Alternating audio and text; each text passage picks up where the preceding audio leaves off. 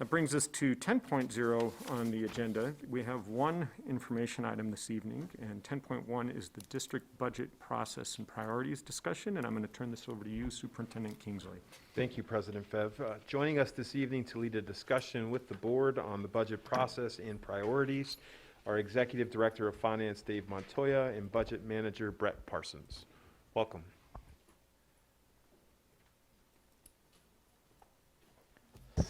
Good evening, PSD Board of Education and Superintendent Kingsley. Happy to be back this evening after a 5-month hiatus from coming, so I didn't realize it until I added it up a few minutes ago.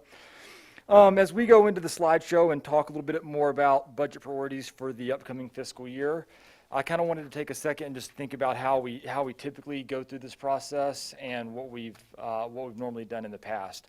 As we think about the last decade, we've really gone from the Great Recession to what we thought was the best time financially for K-12 in Colorado, hit another recession caused by COVID, and then now we're ebbing out of that and coming back to whatever new normal is at some point in the future. For really going on at least the 7 years since I've been here, this particular agenda item is typically in a work session, a little more informal. We kind of sit around, take notes and all that. Unfortunately, I've got to be a little more professional and stand up here and do the show like this evening. But as we think about where we're at, where we're going, and we think about the big 10 by 13 sheet, front and back PDF that's in the board packet, we're working on how we define priorities for the 2022-2023 fiscal year. So to really get us grounded in where we're going, I want to take a few minutes to talk about where we're coming from so everybody understands where we've been and where we're headed. As we look to the first slide and we go back to the 1920 fiscal year, I think this is an important year to show the board because this is the last, quote, normal year before COVID as far as how we set budget priorities. It is also important in the historical context of the process because the process we did for 1920 was typically the same process we did from the early 2010s through the tactical leadership process up to the budget cuts we had to do the following year. So just a few high levels as we talk about 1920 and how we traditionally set the priorities. We used the district ends every year. We typically had several focus areas. For instance, social and emotional well-being and the equity and achievement gap was an identified priority for several years. From year to year, we also had additional considerations. I like this year because it shows a broad scope about what we talked about a lot of the years I've been here, which is items such as school security, adjustments or increases to SBB, as well as competitive salary and benefits. When we look at the middle section for ongoing budget, you can see that there's a high level of detail in the historical years as we look back over time. And that's really tied to, as the state bought down the negative factor over the last decade, that buy down was typically rather small. Inflation was also typically not overly large. So that meant that out of finite resources, we were being very, very targeted and specific with how we chose to add both operating budget as well as new positions back in, which you can see in the ongoing budget section there, as well as being very targeted with compensation and benefits. While it's one bullet point, you can see in most of our slides the dollar amount as a percentage of the total for compensation and benefits was the highest. So for recap, 1920 is the last year where we did the full tactical leadership budget development process. As we look to 2020-21, this process started the same way. And this year was also unique because in the previous November, we had passed the 2019 mill levy override. So as we started development of the 2021 budget, we had tactical leadership. We were talking about new resources from the state in one capacity, and then we were talking about new resources from the 2019 mill levy override in a separate capacity or separate budget. Unfortunately, even though we had great plans laid out, COVID and the associated budget crisis hit basically simultaneously, and we had to go through that process in the spring of 20. The reason you can see, unfortunately, that the ongoing budget was not in the good in this year right here. But why this slide is important to show is we think about budget priorities to the good. When we get more money, what do we do with it? How do we target resources through new initiatives, through budget realignment, et cetera, to do certain things? It's also important to note that as we do this over time, we're also going to have many challenging budget years as well. And whenever we have priorities in place, instead of it being an area we look to have an addition or an adjustment to, it also can be the area that we look to not cut as much. And I don't think that lightly, because everybody here remembers last spring, and I don't ever want to do it again, but that's ultimately part of our guiding goal as we go forward and as we develop priorities over time. Looking at the 21-22 year, what we did this past spring, we utilized the new process called the budget design team. We started that in the fall of 2020, and we met with various stakeholders and groups throughout the year to develop the budget for the 21-22 year. This was different than our traditional straight line budgeting, where we, for the most part, took our budget base for 1 year, rolled it forward, and we dealt with new money for either targeted additions or compensation. We took a true needs-based approach to how we were developing the budget as we prepared for 21-22. So you can see in this, you can see that as far as the priorities, the district ends and the focus areas are relatively stable from year over year. And then you can see minor changes and additional considerations, stuff like innovative programming, career opportunities. Future Lab was a topic we've talked about over the last several years. And then we specifically called out early in the year the evaluation of SBB allocations. We saw through the very drastic budget cuts from the spring of 20, as well as adjustments made in September of 20 as well, due to the dynamic between enrollment and PSDV, that we needed to address some programming issues there. You can see an ongoing budget. We're not talking about $40,000 here, $60,000 there, as we were in previous iterations going back to 1920. We're talking wholesale change. So while we say in the priority sheet $8.1 million to SBB, the reality is we shared numerous iterations of SBB funding models with the board, comparisons from year to year, et cetera. So the drivers are much, much larger in magnitude, but on the sheet, they look a little bit less detailed, and that's really a component of how we use the budget design team and the needs-based assessment. The one real takeaway as we go forward and think about 21-22 going to the future, the ongoing budget and the vast majority of the work in the BDT for the 21-22 year was directed at the school level, and that's told in the story of the $8 million to SBB and school adjustments, and then very, very minor adjustments to other areas. So it's important to remember over time and in the long term that we still have a lot of non-school areas and both staffing and operating budget that are still operating at lower levels than they were prior to COVID. So that's just kind of a point to bring up. So as we go to the next slide, I'm going to hand it over to Superintendent Kingsley and let him talk a little bit about the budget priority drivers for the 22-23 fiscal year. Thanks, Brett. I really appreciate you getting us started. So, members of the board, as we think about our drivers, it's like what guides our decision-making process as we begin to kick off this budget development process. And I really think it's an investment in people. You know, this district has been incredibly clear that at our district ends. Thank you, DJ. That our district ends is what our aspiration is for the student experience across all of our schools. I think when we think about our last board meeting, we talked about the highlights of our summer programming. I think it was a community-wide success because all elements of all 4 of our district ends were present in that particular effort. We have to challenge ourselves to figure out how we take that same proof of concept and scale that across the system. We also know that those things don't happen without partnerships, without investing in our staff, and it's beyond compensation matters, and we're going to talk about that later on this evening. But we also know realizing that making sure that all of our staff feel safe, feel seen, feel heard and understood, and we invest in their learning across all employee groups is going to be incredibly important, that we prioritize an investment in them, not just our students, because ultimately those are the people that are serving our students each and every day. And I think we have to challenge ourselves as well, like interrogating why inequities exist today in our school system. We're a really strong school system, make no mistake about it. But we have complex adaptive challenges that we need to be courageous in the budget development process around identifying both why inequities might exist and are those inequities leading to a lack of access. Do we not, in some ways, have enough opportunities or the right opportunities for all children to experience success in our system as a result of being here? And as we think about the various initiatives that currently exist in the system, can we have the courage of addressing and evaluating them to see, are they all achieving excellence? and have the courage of strategically sunsetting things that no longer serve us as a result of new learning.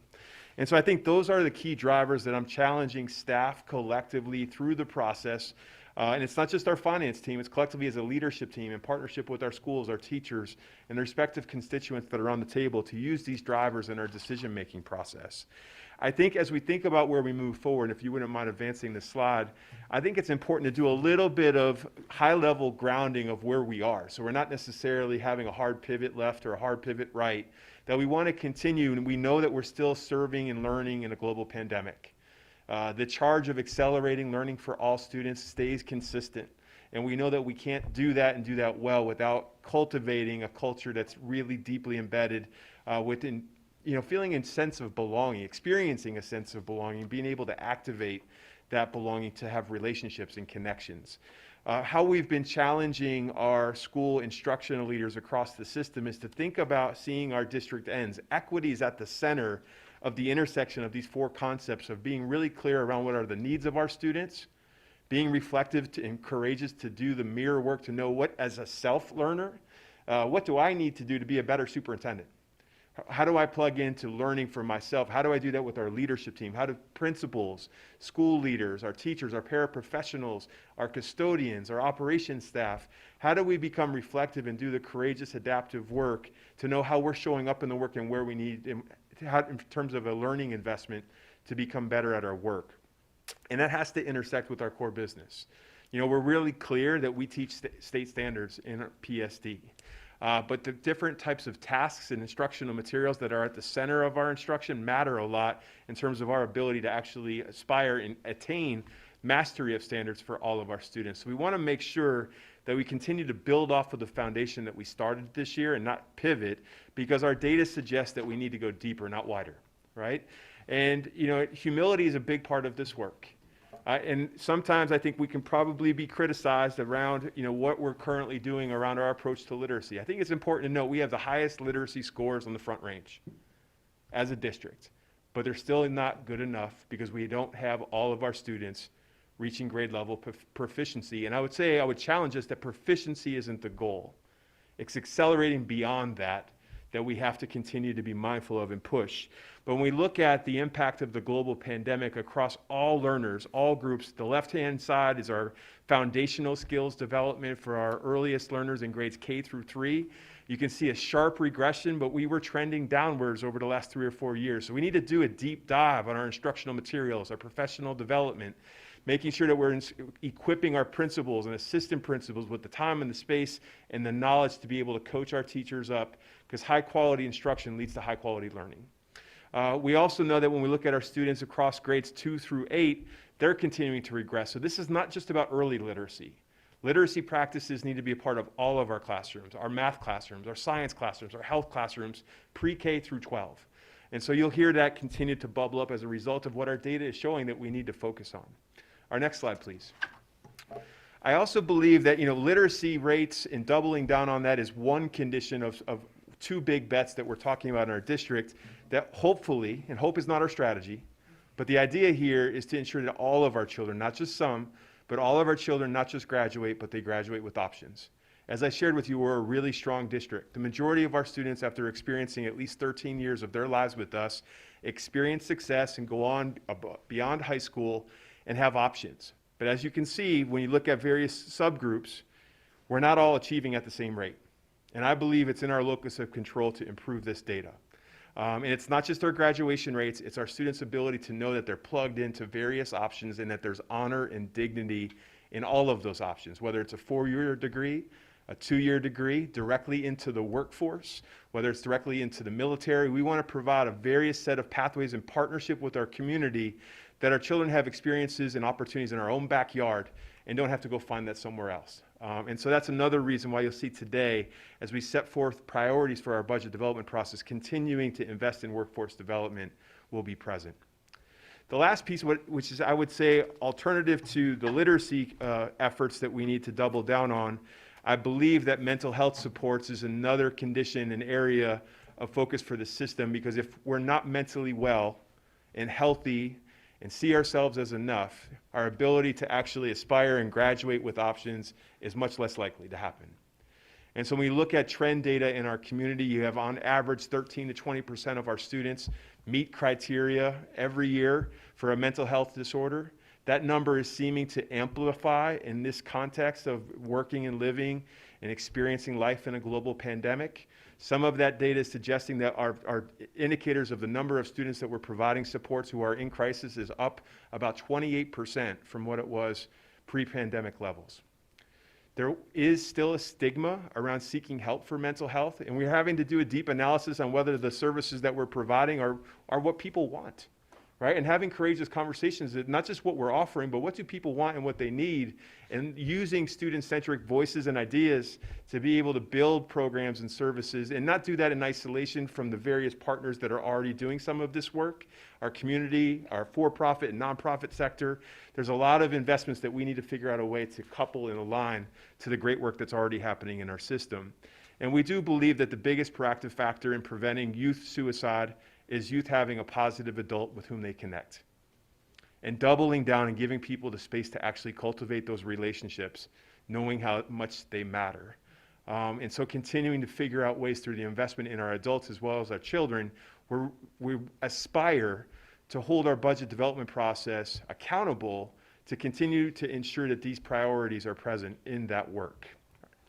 So as I shared with the community, I share with you again at a high level, our aspiration, our vision, through not just this budget, but our actions, our behaviors, our mindsets, and our beliefs, is that all children in this district can experience high levels of success. And that equates to all children graduating with options in our system as a result of experiencing our talent and our services. We will achieve that through focusing and doubling down on our efforts for literacy and mental health and wellness. And I want to acknowledge we can't do this in isolation. It's going to take all of us. It's going to take the entire community to come together. I am so incredibly pleased with the collective buy-in of the various constituents that surround us of wanting to get behind this work. That's not only going to exponentially increase the type of efforts and the investments that you'll see, but I think our ability to ensure that children have access above and beyond what they're experiencing in our schools is going to really help us turn the needle or the dial on the particular supports that are available. And so what I'd like to share with the community is that our budget priorities for the year ahead of us is that we have to figure out a way to double down on investments to ensure that all children have the experiences that are necessary to graduate with options. Literacy will be a high level of investment, mental health supports, and we know that we can't do that without investing in our staff. As I shared with you, our resources and our services matter. People matter most.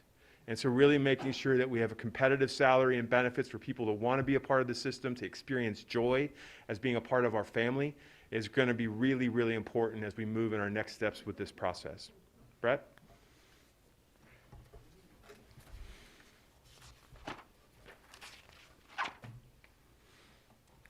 So at this point in time, what we typically do is let the board have an opportunity to go over the priority sheet itself, let all the members express values, have dialogue back and forth, a little bit of context. Dave and myself will do note-taking. I just want to point out, this is not a one and done thing. This is first draft. This is going to be an evolving process. We have multiple opportunities over the course of the late fall, winter, and early spring to come back to touch base on these and to discuss more. At this point, President Febb, would you mind orchestrating the conversation like we typically do? Absolutely. I'll open it right up to board members to comment on this or give thoughts on their priorities for the budget. Go ahead, Carolyn. Well, I think I've already shared this with Brian. I am so excited to see the focus on literacy and not only the focus you're putting on literacy, but that you're putting the focus on a science-based model to make sure that our kids can learn to read. Kristen and I had the opportunity to visit a classroom at Cruz Elementary to watch kids learning to read. And I think, Kristen, you can say we were both blown away. We watched every single child in that class be engaged, be on task, and understand the work that they were doing. And I bet that every kid in that class at third grade and this was a first grade class, is going to know how to read at third grade if their level of instruction continues on like it is. It was really impressive. And so one of the things that I was really attracted to when we interviewed you was your focus on literacy, and I'm so glad that we're going to have you here to focus on this with the board. Other board, go ahead, DJ. So I appreciate that you pulled out, these priorities, and it is not as vague as closing the achievement gap, which has been is a goal, but I think that the important way to actually achieve something that big is to drill down. And I appreciate, going to the literacy.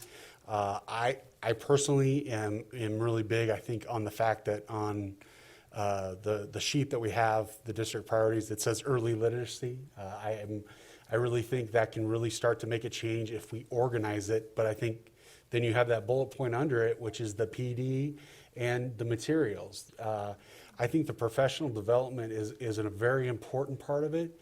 Not only the professional development of maybe training some new thing, but also the professional development of working with teams and working with the other resources we have here for teachers to have that support and be able to get change really to happen.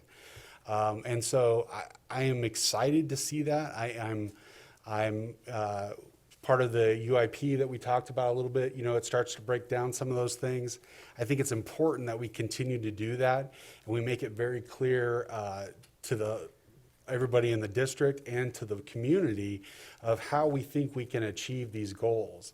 And so I really appreciate you doing that with making these priorities. And I hope that we can continue to dive into them and figure out exactly different opportunities that we can do to make a difference. Another big one that I think is a great opportunity for us to actually close the achievement gap, but also to help these kids get this literacy is the Camp Soul program, which we've talked about. Those summer programs that we have that we can really reach out to our community partners and help build, but also that we can reach out to kids in the time that we usually have that summer drop-off. And so, those are different little bullet points, different avenues of things, how to get back up to the literacy thing. So these are always the things that I've talked about quite often.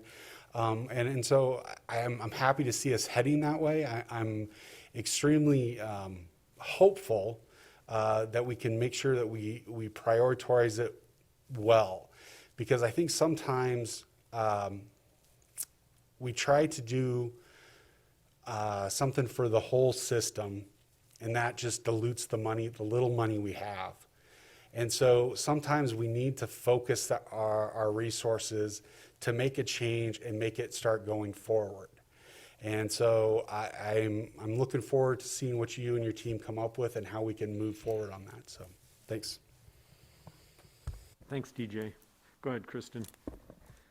Yeah, I'll just, what you have here for the budget priorities are fantastic. And when Carolyn and I went to go see the classroom, it was just amazing. And then, I had read your instructional core that you had sent it to us. And what that teacher was doing there was it was that focusing on the core. It was that interaction between the teachers, the students, and the content.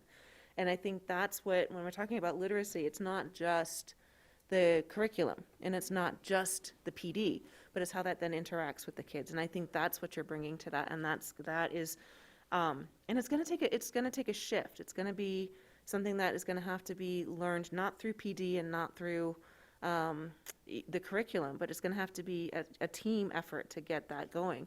And I think that needs to be in that priority as well, however that happens, whether it's extensive PD, professional development, or whether how we make that happen, I'm not quite sure. But one of the things I talk about in here is that those instructional rounds that they do. And so we have to prioritize time for that, for the principals and the instructors to be able to do that. So I think that's something in there. And the other one is that mental health. I'm prioritizing that and doing that with our community partners. That is something, we have consistently talked about. We know students can't learn when they're hungry. But what we haven't consistently talked about is we know students can't learn when they're in distress, when they're traumatized, so that needs to be normalized and talked about, and so it's just as equally known to every person out there that a student can't learn when they're hungry and a student can't learn when they're traumatized. And so we need to help them in whatever way we can. Because you're right, there is still a stigma attached to it, but it's lessened, and it's lessened significantly. And I think we can bring that down to the same way we talk about hunger. Jess, and then Nate. So I'll piggyback on everyone else. I appreciate these priorities. I think these are the right priorities at this time.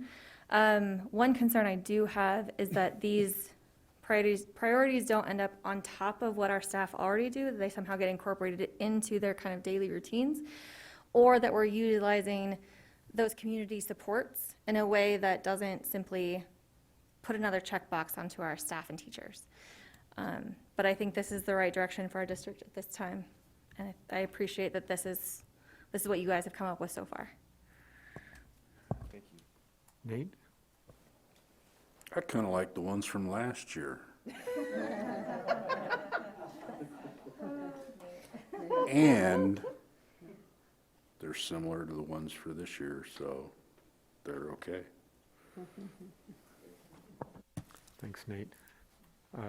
Rob and then DJ? DJ, go ahead. One thing I value I wanted to make sure I mentioned with, it kind of went in with the early literacy too, but is I think it's very important that we work as hard as we can to have those smaller classes in those early grades so that the teachers and the paras are able to really focus in on those kids. So class size aspect is a high value for me that I'd want to make sure that we are still focusing on and trying to get those kids pumped up and ready to learn. Thanks. Go ahead. Sorry, Jess. to piggyback on that, is that a site-based decision? It is. Okay.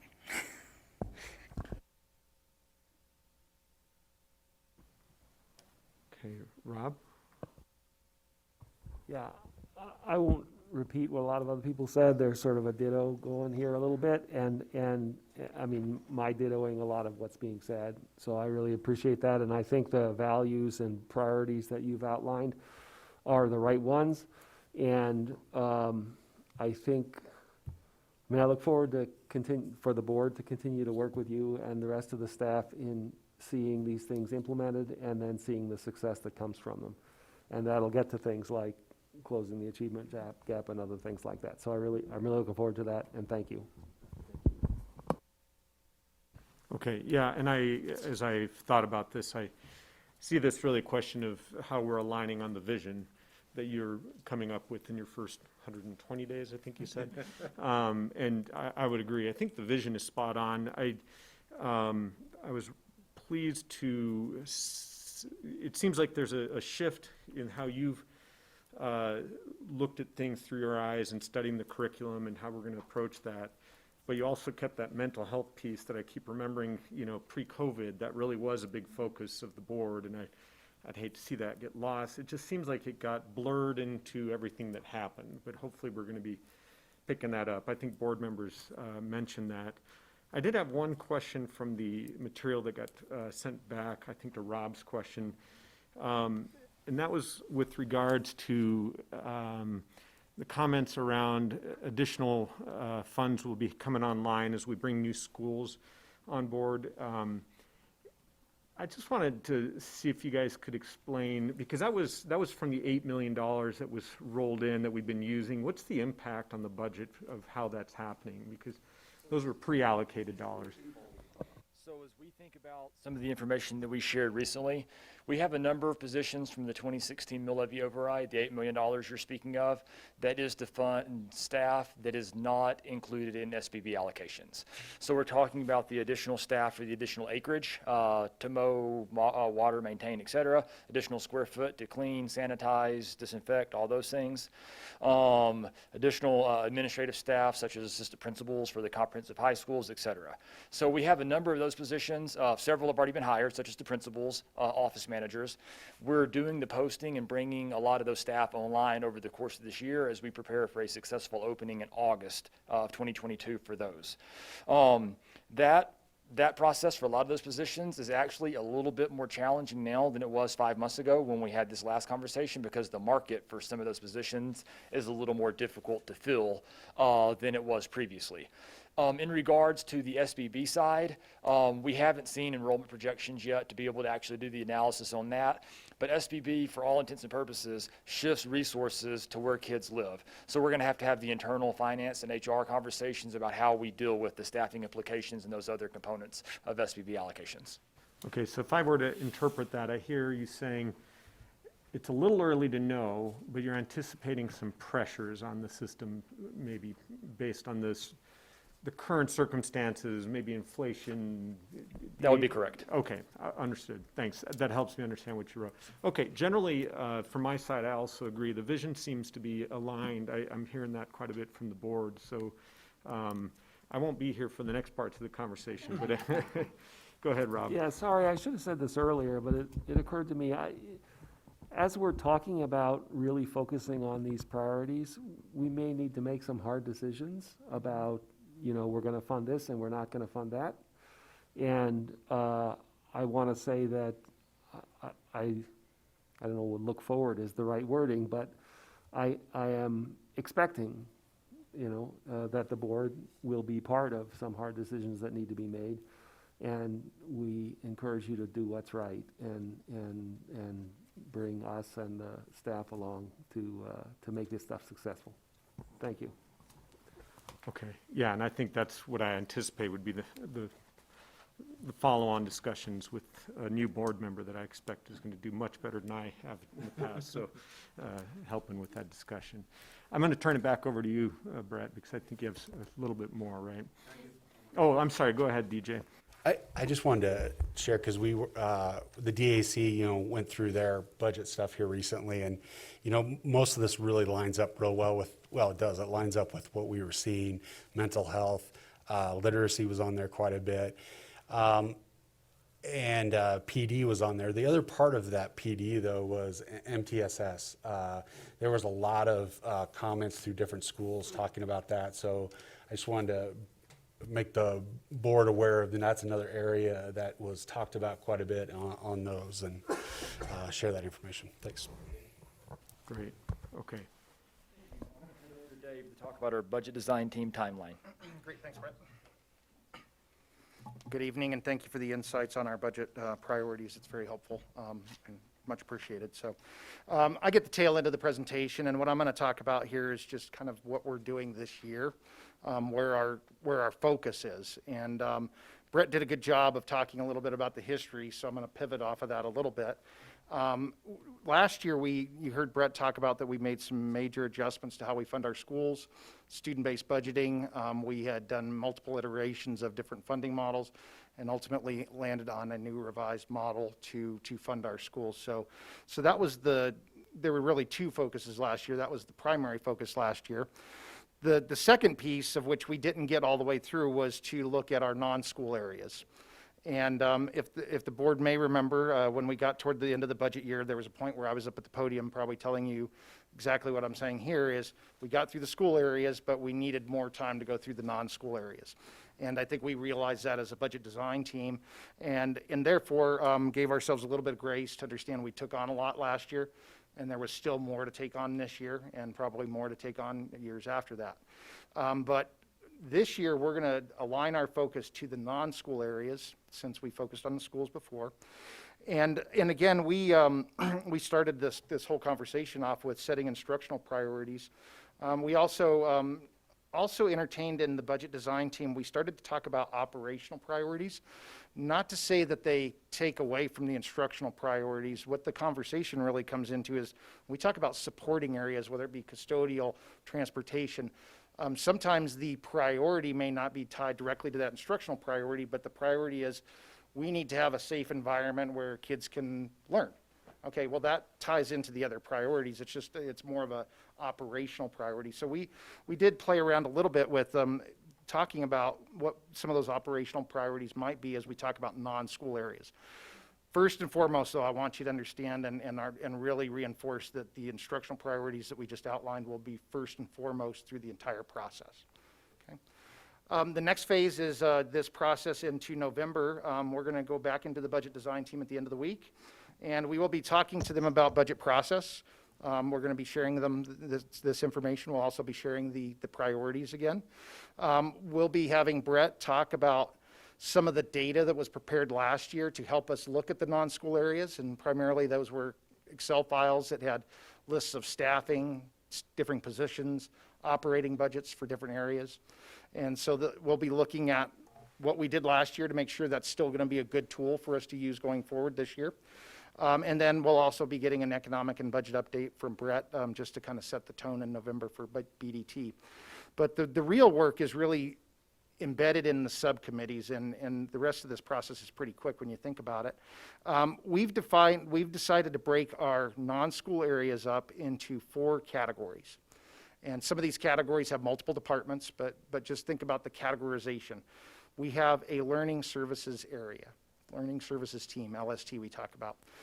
That is one focus area where we're going to have a subcommittee really get into the details around learning services and help us understand what that means in our district and how it aligns or may not align to priorities.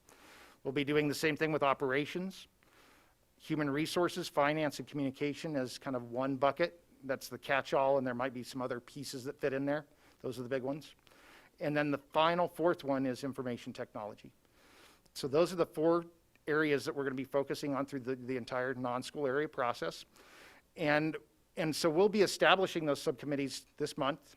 We'll begin the work, and what we're going to do is have those subcommittees break off with members from the budget design team, and we've intentionally designed some overlap here so that we have people that are working with operations that may not be living operations. So there's this idea that we have to be able to transfer knowledge from the area to the BDT members in order for this to work. So that's set up intentionally that way, where we have, for example, somebody from integrated services might be on operations. So we're splitting those up because we have experts in those areas. What we need to do is glean that information, understand it, and then be able to communicate it out to the rest of the committee. So that's the first part of the work in November and December, is where we start doing that initial work with the committees. We start looking at how do these 4 areas provide services to our support, to support those instructional priorities that we talked about, and ultimately to support our schools. When we gather back in December, what we're going to be doing is just saying, okay, you've been working in your subcommittee for a little bit, not very long, but a little bit.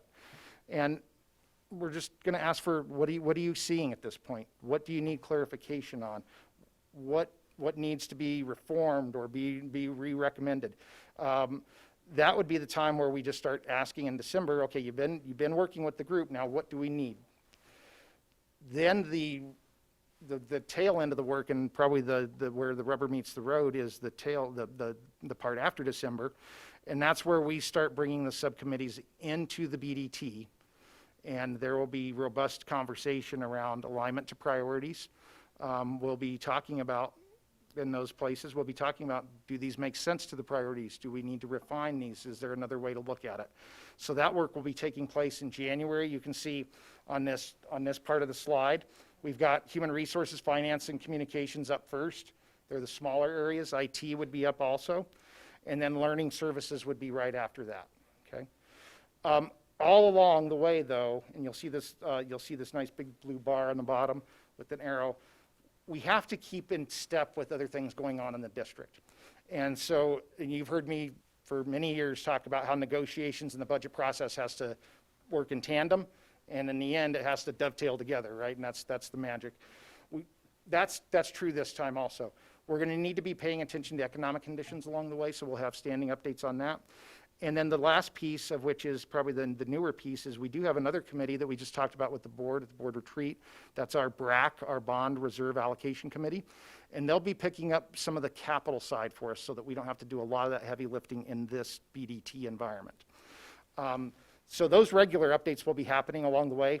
We also will be doing regular updates with the board, as we always do. I think we have a budget update in December. And then we also have standing updates as needed pretty much throughout the entire budget process through the springtime. The last part is just moving forward and wrapping this up briefly is in February, we would be focusing primarily on operations. That's the largest area of the four.